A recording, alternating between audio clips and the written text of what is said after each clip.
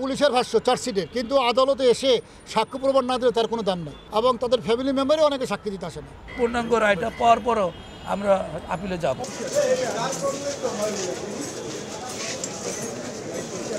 ব্যবসায়ী আজিজ মোহাম্মদ ভাইয়ের সাথে দ্বন্দ্বের জেরে সন্ত্রাসীদের গুলিতে খুন হন ৯০ দশকের জনপ্রিয় নায়ক সোহেল চৌধুরী। বৃহস্পতিবার দুপুরে চাঞ্চল্যকর এ হত্যা মামলার ২ যুগ পর রায় দিলেন আদালত।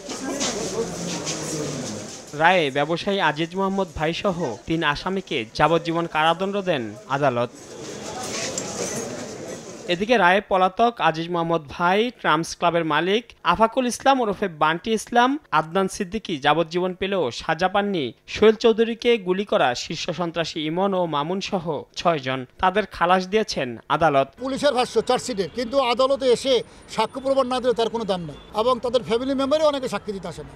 তো এই জন্য কি যাদের ফ্যামিলির আত্মীয়স্বজন মানে তারা যদি সাক্ষী না আসে, তো সেই জন্য কি আদালত বসে থাকবে? ১, ২, ৩ ঢাকায় জমি জিতে নিন ১০০% ক্যাশব্যাক সহ ২০ কোটি টাকার পুরস্কার। ন্যায় বিচার হয়নি, জোর করে সাজাটা তার উপর চাপানো হয়েছে, আজিজ ভাইয়ের উপর জোর করে চাপানো হয়েছে। রায় ঘোষণার সময় আদালত বলেন, সাক্ষীরা গা বাঁচিয়ে সাক্ষ্য দিয়েছেন, গায়েব করা হয়েছে মামলার সিডিও। আয়েশা মারা গেছে, তো আমরা এই সাক্ষ্য কোথায় পাবো? ম্যাজিস্ট্রেট সাহেব তাকে সমন দেওয়ার পরও অনেক চেষ্টা করা সত্ত্বেও তাকে পাওয়া যায়নি।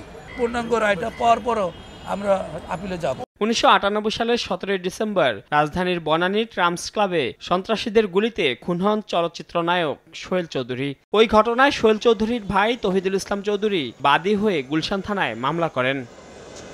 মাইনুল আহসান, সময় সংবাদ, ঢাকা।